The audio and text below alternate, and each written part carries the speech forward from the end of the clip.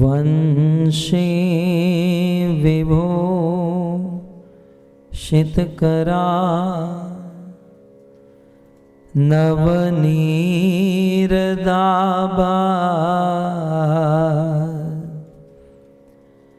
पीतांबर दरुणबिं baffle दरोष्ठा Purnendu सुंदर मुखा अरविंद नेत्रा कृष्णात् परं किमपि तत्व अहं न जाने। करारविंदे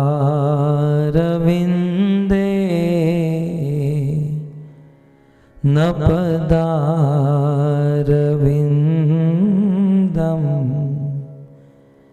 मुखारविंदे विनिवेशयन्तं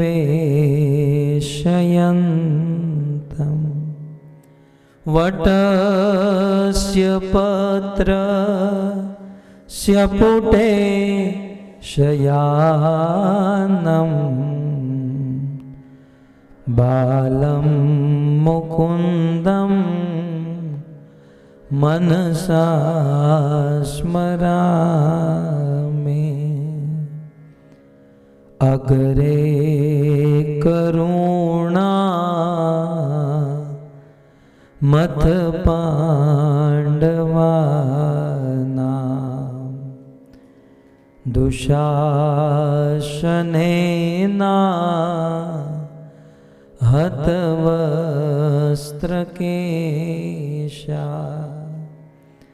कृष्णात् तदाक्रो शदनन्य नाथा कृष्णात् तदाक्रो शदनन्य नाथा गोविंद दामो दरमाधवेति गृहे गृहे गोप वधू कदम्बा सर्वे मिलित्वा समवाययोगे पुण्यानि नामा निपटन्ति नित्यं पुण्यानि नामा निपटन्ति नित्यं गोविंद दामो धर्माधवेति। ओम नमो भगवते वासुदेवाय। बोलिए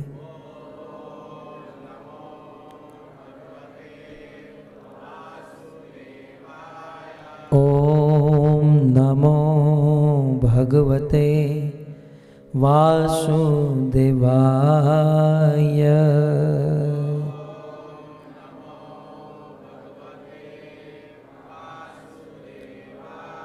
ओम नमो भगवते वासुदेवाय।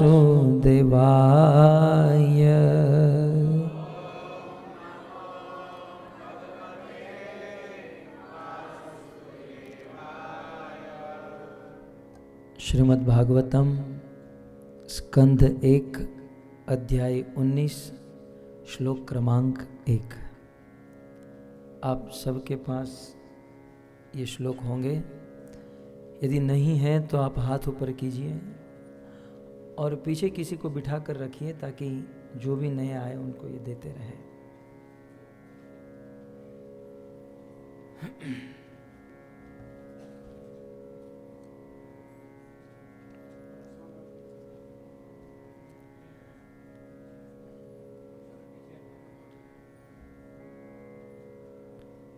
श्रीसुत उवाच महीपतिस्त्वत्तत्कर्मगह्यं। बोलिए।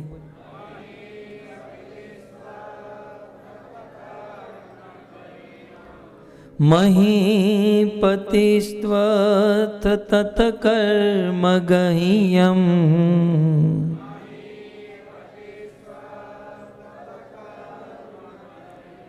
विचिन्तयन्नात्मकृतं सुदुर्मना।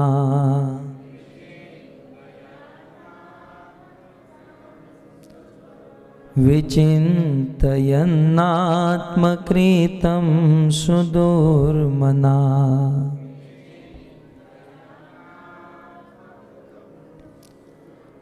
अहो मया नीचमनार्यवत्कृतम्।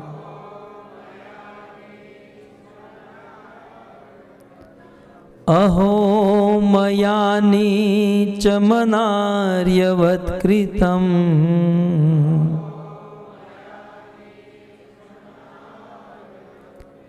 निरागसी ब्रह्मणि गूढतेजसी।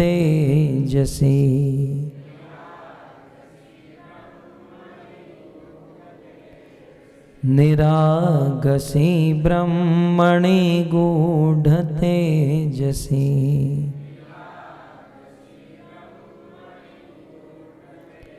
श्रीसुत उवाच महीपतिस्त्वत्तत्कर्मगह्यं।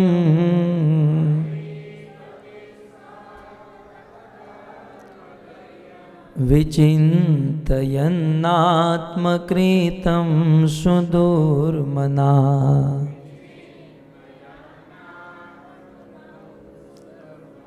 अहो मया नीचमनार्यवत्कृतम्।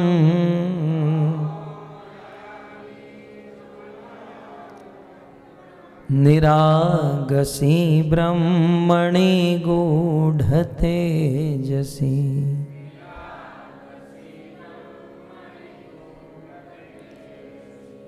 बोलिए।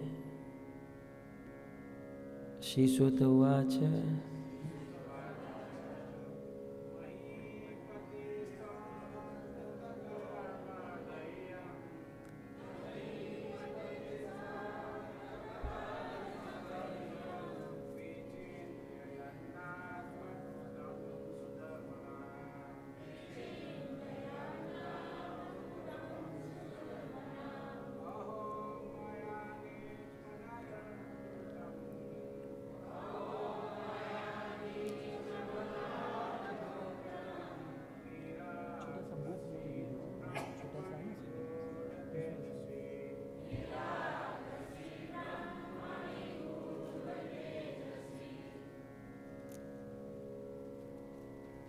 शब्दार्थ। सूत उवाच। श्री सूत गोस्वामी ने कहा, महीपति ही राजा तू, लेकिन अथ इस प्रकार तत् उस कर्म कार्य गरिहं घृणित विचिंतयन् इस प्रकार आत्मकृतम अपने द्वारा किया हुआ सुदुर्मनः अत्यंत आत्मना अहो अहो मया मेरे द्वारा नीचम जघन्य अनार्य असंस्कृत वत सदृश कृतम किया गया, निरागसी निर्दोष, ब्रह्मणि ब्राह्मण के प्रति, गूढ़ गंभीर, तेजसी शक्तिमान। अनुवाद और तात्पर्य कृष्ण कृपा मूर्ति श्री श्रीमद ऐसी भक्ति वेदांत स्वामी प्रभुपाद के द्वारा। श्रील प्रभुपाद की। श्रील प्रभुपाद इस श्लोक के अनुवाद में लिखते हैं, श्री सूत गोस्वामी ने कहा, घर लौटते हुए महाराज परीक्षित ने अनुभव किया कि उन्होंने निर्दोष तथा शक्तिमान ब्राह्मण के प्रति अत्यंत जघन्य तथा अशिष्ट व्यवहार किया है। फलस्वरूप वे अत्यंत उद्विग्न थे। श्रील प्रभुपाद तात्पर्य में लिखते हैं, शक्तिमान एवं निर्दोष ब्राह्मण के साथ अपने आकस्मिक अभद्र व्यवहार से पवित्र राजा अत्यंत दुखी हुए। ऐसा पश्चाताप राजा जैसे उत्तम व्यक्ति के लिए स्वाभाविक है और ऐसे पश्चाताप से भक्त आकस्मिक किए हुए पापों से उबर जाता है। भक्तगण स्वभावतः दोष रहित होते हैं। भक्त द्वारा होने वाले आकस्मिक पापों के लिए खेद प्रकट किया जाता है और भगवत कृपा से ऐसे अनिश्चित पाप पश्चाताप की अग्नि में जलकर भस्म हो जाते हैं। नमो विष्णुपादाय, बोलिए, कृष्ण प्रेष्ठाय भो श्रीमते भक्ति वेदांत। दूर ले जाओ। नमस्ते गौरवाणी। ओके, थोड़ी दूर कर।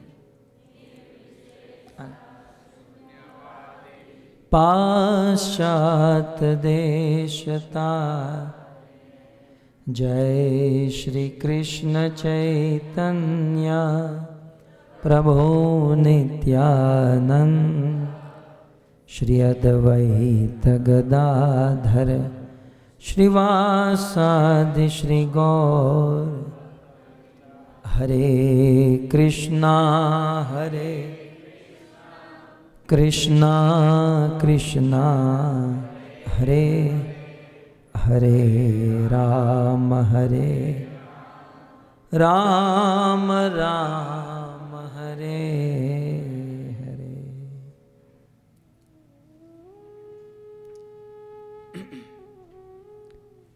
उपस्थित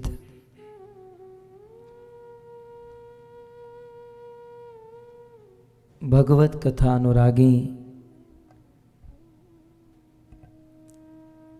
समस्त भक्तवृंद,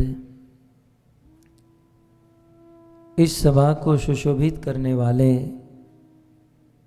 इस्कॉन के समस्त वरिष्ठ भक्तगण, कथा को सुनने के लिए दूर दूर से आए हुए अतिथि, मेहमान, महानुभाव एवं बड़ी भारी मात्रा में इंटरनेट आदि के माध्यम से इस भागवत कथा का श्रवण करने वाले देश विदेश के समस्त श्रोतागण, श्रीमद् भागवत कथा के द्वितीय दिवस में पुनः एक बार आप सबके चरणों में हमारा प्रणाम।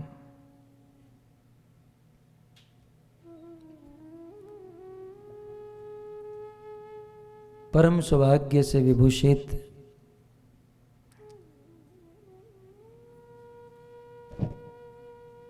उसको बंद कर दीजिए।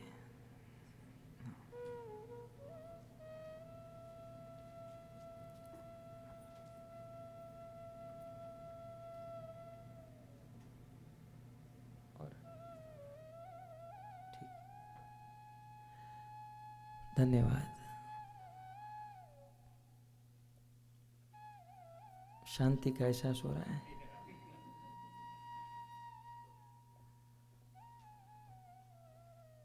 आवाज कम हो गया तो गर्मी होने लगेगी। ये भौतिक जगत का सिद्धांत है, कहीं ना कहीं कुछ ना कुछ कमी अवश्य रहती है। खैर,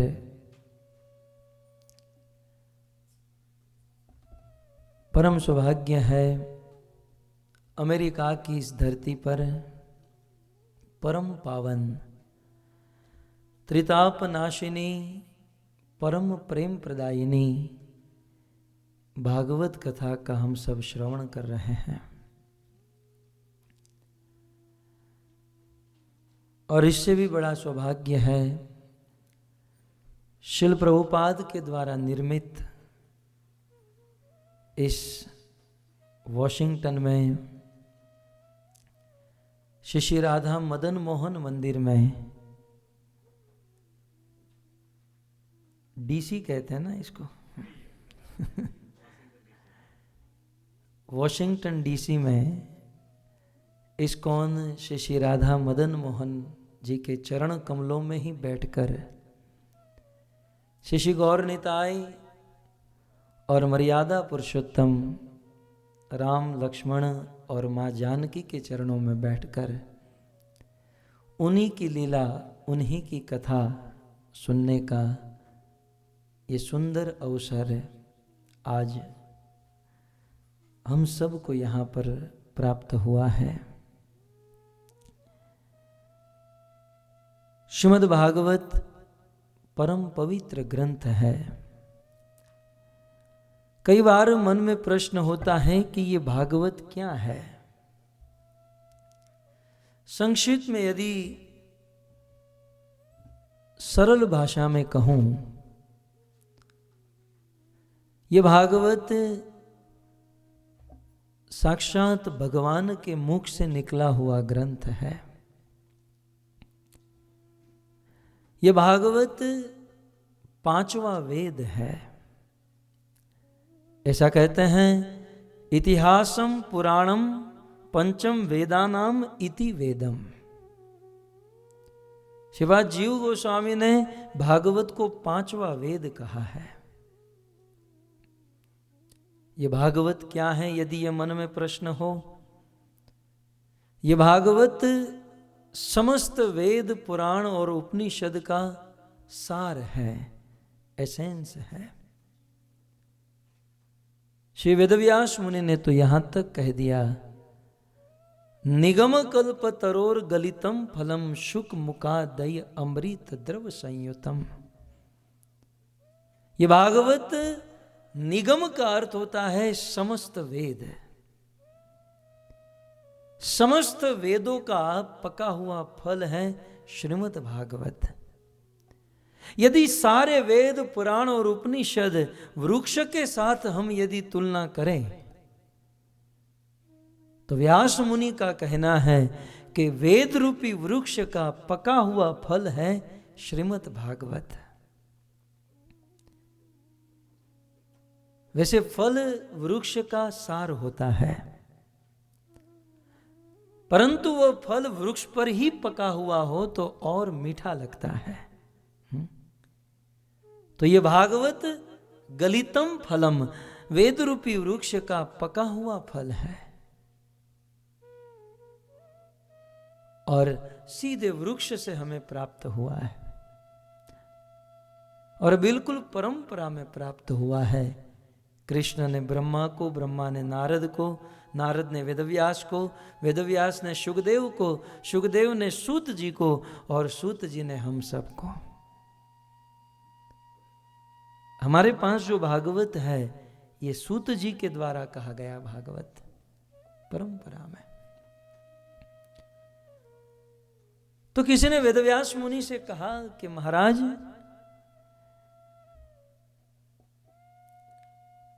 इस संसार में कितना भी अच्छा फल हो, सभी फलों का राजा मैंगो, आम माना जाता है। आपके अमेरिका के आम में कोई ताकत नहीं है। आज मैंने खाई थी, मधुसूदन प्रभु जी ने खिलाई थी। आम की सीजन खत्म हो जाने के बाद हमारे भारत में जो राजापुरी खाते हैं या लंगड़ा खाते हैं, वैसी लग रही थी। आप कभी रत्नागिरी आपूस खाइए। अगली बार आऊंगा तो टोकरी लेकर आऊंगा मदन मोहन जी के लिए। खैर, हमारे देश में और आम सभी फलों का राजा है। आप सबसे महंगी आम, रत्नागिरी आपूस या गुजरात की केसर, सबसे महंगी अच्छी आम आप खरीद कर लाओ, लेकिन उस आम में से गुठली तो निकालनी पड़ेगी। आप ऐसा नहीं कह सकते बहुत महंगी है गुठली भी खा जाएंगे या छिलका भी खा जाएंगे। कितनी भी महंगी आम हो, गुठली और छिलका त्याज्य है, उसे निकालना होता है। तो किसी ने वेदव्यास मुनि से पूछा कि भागवत वेद रूपी वृक्ष का पका हुआ फल है, तो क्या भागवत में से भी कोई गुठली और छिलका निकालना होगा? क्या भागवत में कोई ऐसे सब्जेक्ट, ऐसे विषय हैं जो त्याज्य है, जिसको निकालना होगा? तो वेदव्यास मुनि ने कहा, नहीं नहीं, मुझसे गलती हो गई। वास्तव में कहूं तो ये भागवत वेद रूपी वृक्ष का फल नहीं, उस फल का बना बनाया रेडीमेड जूस है। जूस है ये भागवत। इसलिए इन्होंने कहा पिबत भागवतम, भागवत जो है जूस है, अमृत द्रव संयुतम। ये कोई ठोस पदार्थ नहीं, भागवत बिल्कुल प्रवाही तरल पदार्थ है। इसलिए याद रहे, भागवत को खाना नहीं है, क्या करना है? पिबत भागवतम, भागवत को पीना है। अब आप लोग कहोगे खाने में और पीने में क्या अंतर है? दोनों तो पेट में जाता है, लेकिन अंतर है। खाने में क्या होता है? चबाना पड़ता है, मेहनत करनी पड़ती है। लेकिन पीने में क्या है? कोई मेहनत नहीं। हमारे गुरु महाराज परम पूज्य राधा गोविंद गोस्वामी जी एक छोटी सी कथा सुनाते थे इस प्रसंग में। बोले एक ब्राह्मण थे और कहीं दूर से अपने घर पर आए। पत्नी को कहा बहुत भूख लगी है, भोजन दो। पत्नी ने भोजन गर्म करके दिया, परोसा। भारत की पत्नी थी ना, अब यहां तो पता नहीं। भारत की पत्नी थी, एक हाथ से पंखा दे रही थी और दूसरे हाथ से अपने पति को खिला रही थी।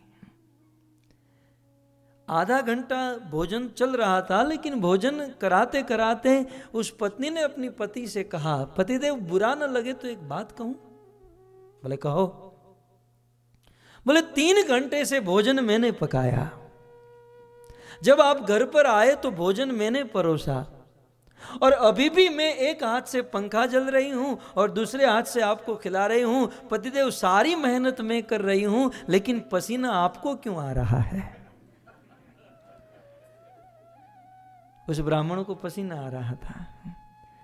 बोले सारी मेहनत मैं कर रही हूं तो आपको पसीना क्यों आ रहा है? तब वो ब्राह्मण झुंझलाते हुए कहने लगा, चबा कौन रहा है? तेरा बाप। जानती नहीं चबाने में कितनी मेहनत होती है?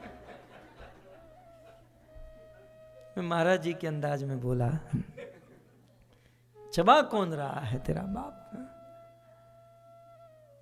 खैर अमेरिका में तो ऐसा नहीं कह सकते, तो सू हो जाएगा। तो भारत में चलता है। तो उस ब्राह्मण देवता को चबाने में मेहनत हो रही थी। और बात भी सत्य है, रोटी हो, सब्जी हो, ये सब चबाकर खाना पड़ता है। लेकिन कोई बना बनाया जूस दे दे, गड़गड़ गड़ करके पी जाओ, शरीर में ऊर्जा आ जाती है, शक्ति आ जाती है। तो भागवत जो है पीने के बराबर है। ईश्वर की प्राप्ति करने के लिए इस संसार में अन्य जितने भी साधन है ये सब भोजन के बराबर, चबाने के बराबर है, लेकिन भागवत पीने के बराबर है। इसका अर्थ ये निकलता है ईश्वर प्राप्ति के लिए अन्य जितने भी साधन हैं भोजन के समान, अर्थात उन साधनों में मेहनत है, परिश्रम है। कुछ लोग भगवान की प्राप्ति करने के लिए तपस्या करते हैं। अब बताओ तपस्या करने में कितनी मेहनत है। हिमालय में जाकर महीनों भर तक उस बर्फ में खड़े रहना, गंगा जल में 2-2 महीने तक खड़े रहना, गर्मी की ऋतु में पंचाग्नि ताप कर तपस्या करना, कितना कष्ट है। अरे ये सब छोड़िए, हमारे वैष्णव जगत में साल में एक बड़ी एकादशी आती है, निर्जल पांडव एकादशी, भीम एकादशी। और उस दिन कहीं अचानक किसी भक्त के घर पर चले गए, हालत देखने जैसी होती है। इस सोफे से उस सोफे पर, उस सोफे से उस बेड पर। जब हम पूछे क्या हुआ, बोले निर्जला है। कुछ तो सुबह से लेकर टीवी देखते रहते हैं, बोले क्या करें, बोले निर्जला है, टाइम पास कर रहे हैं। यही निर्जला का फल है। और कुछ लोग तो दोपहर से ही लिस्ट बनाना शुरू करते हैं कि कल सुबह जब निर्जला खुलेगी तो मैं पास्ता खाऊंगा, पिज्जा खाऊंगा, ये खाऊंगा, बस उसी का स्मरण करते रहता है। साल में एक निर्जला नहीं कर सकते हैं तो मनुष्य समाज से तपस्या करने की क्या आशा रख सकते हैं। मेरे कहने का भाव यह है, ईश्वर प्राप्ति करने के लिए तपस्या में बहुत परिश्रम है, कष्ट है। कुछ लोग ईश्वर की प्राप्ति करने के लिए यज्ञ करते हैं। यज्ञ में कितना कष्ट है। एक तो पंडित जी जब सामान का लिस्ट देते हैं उसी समय पसीना निकल जाता है कि इतना सामान लाना पड़ेगा। पंडित जी कुछ कम कर दीजिए, बार्गेनिंग होता है। पंडित जी कहते हैं ठीक है सब आधा आधा लेके आना, लेकिन दक्षिणा पूरा दीजिए।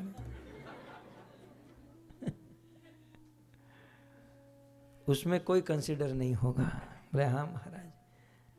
वो आधा आधा सामान आता है, यज्ञ शुरू होता है और आधे घंटे तक यज्ञ चलता है। पंडित जी को कहते हैं अब जल्दी समाप्त करो, यज्ञ का धुआं बर्दाश्त नहीं हो रहा है। बताओ कहाँ अश्वमेघ यज्ञ करेंगे, कहाँ वाजपेयी यज्ञ करेंगे। इस कलयुग में यज्ञ करना बहुत कठिन है, तपस्या करना बहुत कठिन है। तो कुछ लोग ध्यान करते हैं, सोचते हैं ध्यान करने से भगवान मिलेंगे। ये बात सही है, लेकिन कौन ध्यान कर सकता है? आजकल कुछ लोग जो मानते हैं कि हम ध्यान करें, वो ध्यान नहीं कर रहे, वो नाटक कर रहे हैं। ईमानदारी से कहूं तो कई बार मुझे एयरपोर्ट पर कुछ लोग मिलते हैं, बोले हम 3 घंटा ध्यान करते। तू दारू पीता, तू ध्यान कहां से करेगा? शराब पीने वाला ध्यान कर सकता है? तब तुम ध्यान का अर्थ ही नहीं समझे हो। भगवत गीता में कृष्ण ने अष्टांग योग का वर्णन किया। उस श्रृंखला में कहते हैं सर्वप्रथम यम, फिर नियम, फिर आसन, प्राणायाम, प्रत्याहार, धारणा और फिर ध्यान और अंत में समाधि। अरे ध्यान तो बहुत दूर की चीज है, बहुत ऊंची चीज है। उस ध्यान तक पहुंचने के लिए सबसे पहला स्टेप है यम। यम का अर्थ है 10 ऐसी चीज जो नहीं करनी है, और उस 10 में से एक है नशा। किसी भी प्रकार का नशा नहीं करना है। बिना चाय पिए आंखें नहीं खुलती और कहता है मैं ध्यान करता हूं। तू ध्यान नहीं करता, तू सोता है। लेकिन अब कौन बताए? ध्यान करने वाले का कोई मीटर भी नहीं होता कि रख दो यहां पर तो पता चले वास्तव में ध्यान कर रहा है कि नहीं। और सच कहें, ये ध्यान जो है सतयुग का साधन है। कलयुग में कोई ध्यान करे प्रणम्य है, आदरणीय है, पूजनीय है। लेकिन जहां तक मेरे जैसे लोगों की बात है, हम जैसे लोगों की बात है, ध्यान बहुत कठिन है। गीता के 6ठे अध्याय में कृष्ण ने क्या कहा? क्लेश अधिक तरह तेषाम अव्यक्त आसक्त चेतसाम अव्यक्ता ही गतिर दुखम देहवाब्धि अवाप्यते। हे अर्जुन, जो ये निराकार का ध्यान करते हैं, बहुत मेहनत करने के बाद भी अंत में मात्र क्लेश कष्ट ही पाते हैं। तो कलयुग में ध्यान कठिन है, तप कठिन है, यज्ञ कठिन है। कुछ लोग दान करते हैं, सोचते हैं दान करके भगवान को पाएंगे, लेकिन बहुत अच्छी बात है, दान करना चाहिए। कलयुग में तो एक ही साधन बचा। धर्म के 4 स्तंभ है, एक दान का स्तंभ बचा, लेकिन दान करने में कितना कष्ट है, कितना कष्ट है। मुझे 4 साल पहले भारत में मुंबई में एक मंदिर का प्रेसिडेंट बनाया गया। हमारे इस्कॉन में हम प्रेसिडेंट हैं नाम के प्रेसिडेंट हैं। हम तो कथाओं में घूमते रहते हैं, लेकिन एक आशा है भक्तों की कि हम कुछ प्रभुपाद के लिए, इस्कॉन के लिए मंदिर बनाएं, और आपका आशीर्वाद रहा तो बन जाएगा। लेकिन जब मुझे बनाया तो थोड़ा बहुत तो सेवा का भाव, सेवा, जब मैं मंदिर जाता था तो एक दिन भक्तों ने कहा, प्रभु अब भगवान डिटीज के लिए कुछ ड्रेस लाने हैं, कुछ ऑर्नामेंट लाने हैं, तो पैसे चाहिए और पैसे है नहीं। मैंने कहा 8 महीना हुआ है, दान पेटी खुली नहीं है, दान पेटी खोलो, क्योंकि दान पेटी पर एक और मात्र एक भगवान का अधिकार होता है। तो खोलो, उससे जो धन आता है उससे आप ले लो। और मेरे आंखों के सामने जब दान पेटी खुली, तब मुझे पता चला कि कलयुग में कितने बड़े बड़े दानी रहते हैं। कलयुग के दानियों को तो उस दिन मैंने देखा, 80% फटी हुई नोट है। 10 रुपए की फटी हुई नोट किसी के हाथ में आई और घर पर जाकर देखा, यार ये तो फटी हुई है। तब वो स्त्री सोचती है कि कल जब सब्जी मंडी में जाऊंगी तो वहां चला लूंगी। आलू टमाटर खरीद लेती है और जब पैसे 10 की फटी हुई नोट देती है, कहते बहन जी ये नहीं चलेगी। तब सोचती है गैस पंप वाले को दे दूंगी, वो लोग ले लेंगे। गैस पंप वाला भी नहीं लेता। सोचती ऑटो वाला ले लेगा, वो भी नहीं लेता। सोचती किराने वाला ले लेगा, वो भी नहीं लेता। जब पूरी दुनिया में वह 10 की फटी हुई नोट कहीं भी नहीं चलती है, तब वह बहन जी सोचती हैं कि अब जब संडे मंदिर जाऊंगी तब मैं दान करूंगी। और वह 10 की फटी हुई नोट मंदिर में।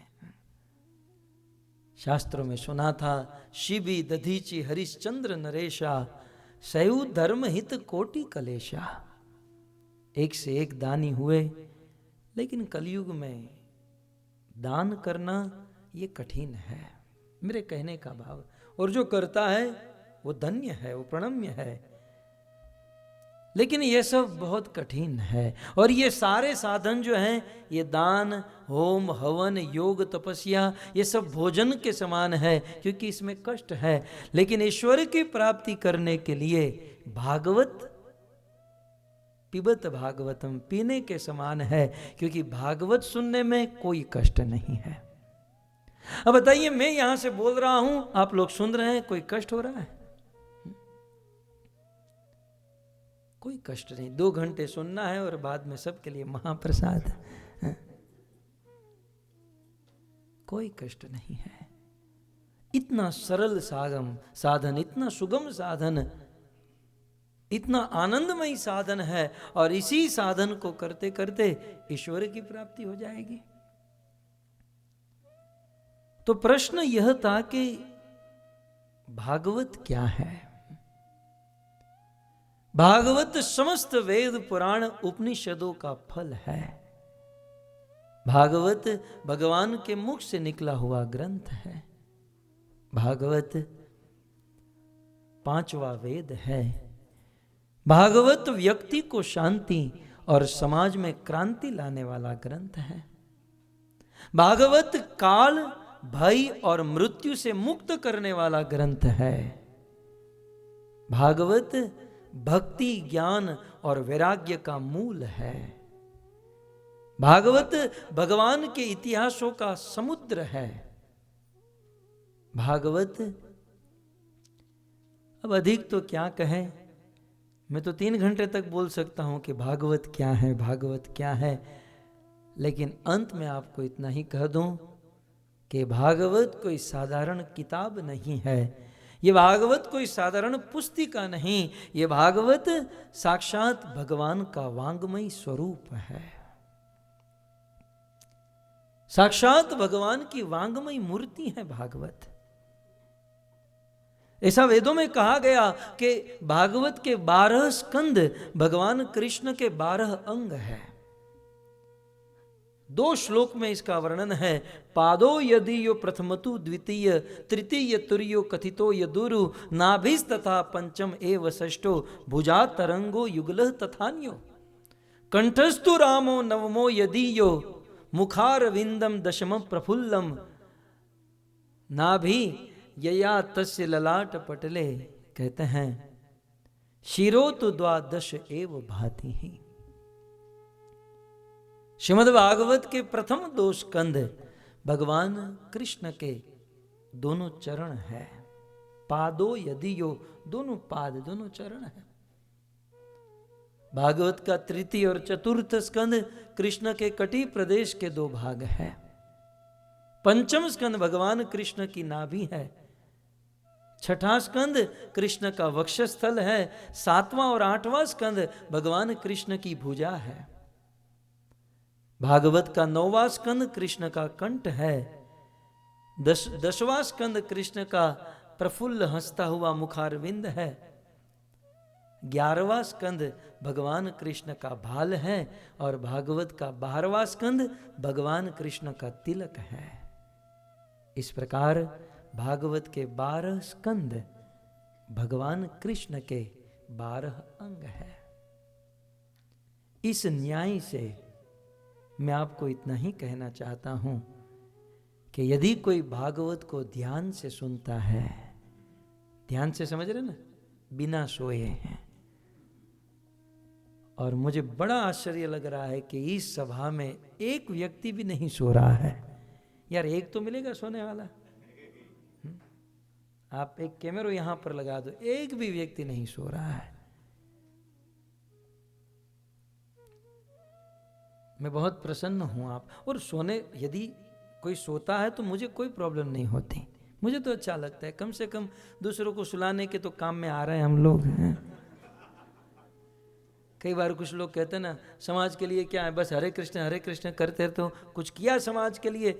मैं कहता हूं कि बिना गोली के सुला देता हूं। क्या ये समाज सेवा नहीं है? आ તમારા સાસુ સસરાને 3-3 કલાક સુધી સંભાળીને રાખું, આ સમાજ સેવા નથી? તમારે જે ખાવું હોય તે ઘરે ખાઓ, જે જોવું હોય તે તમે ઘરે જોઈ લો, એ સમાજ સેવા? खैर, मैं ये कह रहा था, यदि कोई भागवत को ध्यान से सुने, यदि भागवत के विषय पर बोला जाए, नहीं तो आजकल तो समाज में नाम मात्र भागवत का होता है, बाकी यहां वहां की बातें, यहां वहां की चर्चाएं होती हैं। भागवत के मूल विषय पर यदि बोला जाए, ये भागवत के श्लोकों के निकट रहा जाए, भागवत के श्लोकों का अर्थास्वादन, रसास्वादन किया जाए, तो भक्तों वैसा ही एहसास होगा जैसे आप भगवान कृष्ण के गोद में बैठे हो। क्योंकि भागवत के ये श्लोक, ये कोई साधारण श्लोक, साधारण अक्षर नहीं, भागवत के ये श्लोक साक्षात भगवान है। भागवत के श्लोकों को समझना ये साक्षात भगवान को समझने के बराबर है। और भक्तों, जब मैंने प्रारंभिक दिनों में भागवत पढ़ना शुरू किया, तो उन दिनों शिल प्रभुपाद का प्रथम स्कंद में मैंने परपोट देखा कि एक भक्त को, एक प्रचारक को चाहिए कि भागवत को अच्छे से अच्छी तरीके से प्रस्तुत करे। ये बात मेरे दिलो दिमाग में फिट हो गई और मुझे एक ऐसा जुनून चढ़ गया, एक मैंने ऐसा ठान लिया कि मैं भागवत को अच्छे से अच्छी तरीके से प्रस्तुत करने का उद्यम करूंगा। बहुत अभ्यास किया। ये संगीत, ये जो भी तामझाम देख रहे हैं, ये इसीलिए है कि भागवत को अच्छी से अच्छी तरीके से प्रस्तुत किया जाए। क्योंकि इस आधुनिक युग में अनेकों ऐसे उपकरण बन चुके हैं, लोग उसमें आकृष्ट हो रहे हैं। तो भागवत को भी इस प्रकार से प्रस्तुत किया जाए ताकि आज की जनता भागवत के प्रति आकृष्ट हो। पुराने जमाने में बिना माइक के लोग ऐसे ही बैठकर बोलते थे। आज यदि ऐसे बुला जाए तो 2-5 लोग भी नहीं आएंगे। समय के साथ सिद्धांत में कोई कॉम्प्रोमाइज नहीं, लेकिन हां, प्रस्तुतिकरण में समय के साथ बदलाव लाया जा सकता है, अपग्रेड किया जा सकता है। श्रील प्रभुपाद के वचन मेरे दिलो दिमाग में फिट हो गए और फिर मैंने बहुत अभ्यास किया कि मैं भागवत को कोई अच्छी ढंग से, अच्छे प्रकार से प्रस्तुत करूं। और फिर संगीत, फिर यहाँ तो कम होता है, भारत में बहुत, हम जब जाते हैं तो अनेक लोग साथ चलते हैं। और ऐसे करते करते करते न केवल भारत में, पूरे विश्व में 170-75 कथाएं की। कुछ दिन पहले की बात है, मैं ऑरलैंडो में कथा कर रहा था, फ्लोरिडा में। तो उस समय प्रभुपाद जी के एक डिसाइपल, सन्यासी जो अमेरिका के थे, वो कथा में आकर बैठे। अचानक से, उनका कोई आना था नहीं, वो अचानक से आकर बैठे। 3 घंटे तक उन्होंने कथा का श्रवण किया। मैंने सुना कि ये तो अमेरिकी भक्त हैं, ये क्या हिंदी समझते होंगे। 3 घंटे के बाद उन्होंने कहा कि मैं कुछ बोलना चाहता हूं। हाथ में माइक लिया और उन्होंने कहा, ऐसा संबोधित किया। हालांकि ये जो मैं आगे बोलूंगा वो आत्मश्लाघा हो जाएगी, लेकिन मैं आपको एक निजी बात बताना चाहता हूं। मैं मेरी प्रसन्नता व्यक्त करना चाहता हूं और कुछ भक्तों का आग्रह है, इसलिए कह रहा हूं। प्रभुपाद के शिष्य उन सन्यासी ने ऐसा कहा कि मैं प्रभुपाद के साथ बहुत समय तक रहा और उन दिनों जिस समय प्रभुपाद थे, भागवत कथाएं होती थी। लेकिन प्रभुपाद जानते थे कि तथाकथित वक्ता जो हैं, भागवत कथा कर रहे हैं, वे भागवत को अपनी जीविका बना रहे हैं और मात्र धन, पैसों के लोभ में, प्रतिष्ठा के लोभ में भागवत कर रहे हैं। और उस भागवत में भागवत कम और यहां वहां की बातें अधिक होती हैं। और इसीलिए प्रभुपाद ने 2-3 जगह पर हमको कहा भी था कि यह भागवत ठीक नहीं है। उस सन्यासी ने ऐसा कहा कि मैं सोच रहा था कि हमारे इस्कॉन में यदि कोई ऐसा प्रचार करने वाला हो जो लाखों की जनता को आकृष्ट करे। उन्होंने कहा कि मैं 3 घंटे से यहां पर बैठा हूं, भागवत कथा सुन रहा हूं। मैं प्रत्येक वाक्य में श्रील प्रभुपाद और प्रभुपाद की फिलोसॉफी का अनुभव कर रहा था। बड़े प्रसन्न हुए और प्रसन्न होकर उन्होंने ऐसी भेंट प्रदान की जो मेरे लिए, मेरे जीवन में सबसे श्रेष्ठ, सबसे बड़ी मायने रखती हैं। उनके पास एक बहुत बड़ा धन था। और धन क्या था? श्रील प्रभुपाद पहली बार जब भारत से अमेरिका आए, अटैची में जलदूता में 1 महीने तक बैठकर आए। अपने अटैची में जो भागवत लेकर आए, प्रभुपाद ने अपने हाथों से लिखा था। उस भागवत पर प्रभुपाद जी के अपने हस्ताक्षर इत्यादि है। वह भागवत उन्होंने मुझे प्रदान कर दिया। बोले आप इसके राइट कैंडिडेट। और ये जो आप आगे देख रहे हो ना, ये बॉक्स में, ये वही भागवत है। श्रील प्रभुपाद के इस भागवत के शरणों में हम सब बैठे हैं। तो इस प्रकार भागवत के इस वचनों को सुनकर शिल प्रभुपाद के इन वचन को सुनकर